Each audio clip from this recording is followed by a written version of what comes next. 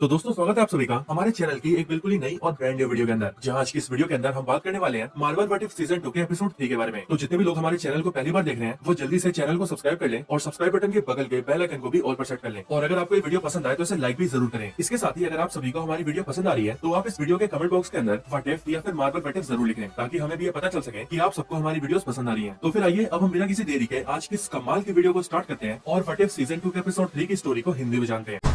तो इस एपिसोड का नाम है what if happy Hogan saved Christmas. Episode की स्टार्टिंग होती है वॉचर के अपीयरेंस से, जहां पर वॉचर हमें एक ऐसा यूनिवर्स दिखाता है जहां पर अभी क्रिसमस का टाइम होता है। और अगर साल की बात करें तो यहाँ का इवेंट साल 2012 के आसपास का होता है। क्रिसमस के एक दिन के पहले की रात को एवेंजर्स टावर के अंदर ओरिजिनल 6 एवेंजर्स एक मॉन्स्टर से लड़ रहे होते हैं, जो मॉन्स्टर देखने में बिल्कुल हल्क जैसा होता है। लेकिन यहीं पर कहानी स्टॉप हो जाती है और वॉचर हम सभी से कहता है कि आप सब सोच रहे होंगे कि आखिरकार ये है कौन। तो चलिए इसी के बारे में जानने के लिए हम कहानी में थोड़ा सा पीछे चलते हैं। तो अब उस लड़ाई के ठीक 2 घंटे पहले हम ये देखते हैं कि एवेंजर्स टावर के अंदर क्रिसमस की तैयारी चल रही होती है और ये सभी को मैनेज कर रहा होता है हैप्पी होगन। यहीं पर हमें देखते हैं कि डार्सी भी हैप्पी होगन की हेल्प कर रही होती है, और वो इसीलिए क्योंकि डार्सी अभी कुछ टाइम से इंटर्नशिप के जरिए स्टार्क टावर के अंदर काम कर रही थी। यहीं पर हमें ये भी पता लगता है कि इस टाइम पर कुछ रीजंस की वजह से चार्ल्स को ऑफलाइन रखा गया है, जिस वजह से हैप्पी और बाकी सभी लोगों को सभी चीजों को खुद से ही मैनेज करना पड़ रहा है। बट यहीं पर ही हैप्पी डार्सी को कुछ सामान लेने के लिए बाहर भेज देता है। एंड देन इसी टाइम पर मारिया हिल हैप्पी के सामने आती है और वो उससे क्रिसमस की तैयारी के बारे में पूछती है। और वो हैप्पी से कहती है कि अब क्योंकि जार्विस को मेंटेनेंस की वजह से शट डाउन कर दिया गया है, इसी वजह से क्या वो सब कुछ अकेला संभाल पा रहा है या फिर नहीं। बट हैप्पी उसे बिलीव दिलाता है कि सब कुछ उसके हाथ में ही है। और फिर इन सारी बातों के बाद मारिया हिल भी सिक्योरिटी मैनेज करने के लिए वहाँ से चली जाती है। बट फिर इसके बाद ही हमें देखते हैं कि एवेंजर्स टावर के अंदर टोनी स्टार्क का पुराना दुश्मन जस्टिन हैमर अपने कुछ आदमियों के साथ घुसपैठ कर लेता है और चुपके से अंदर आ जाता है। लेकिन फिर तभी वॉचर हमें ये बताता है कि इस यूनिवर्स के अंदर कुछ ऐसा हुआ था कि स्टार एक्सपो में होने वाली घटनाओं के बाद जब इस जस्टिन हैमर को गिल्टी पाया गया था, तब एक मुजरिम के तौर पर इसे जेल भेज दिया गया था। और इसीलिए जेल में रहने के दौरान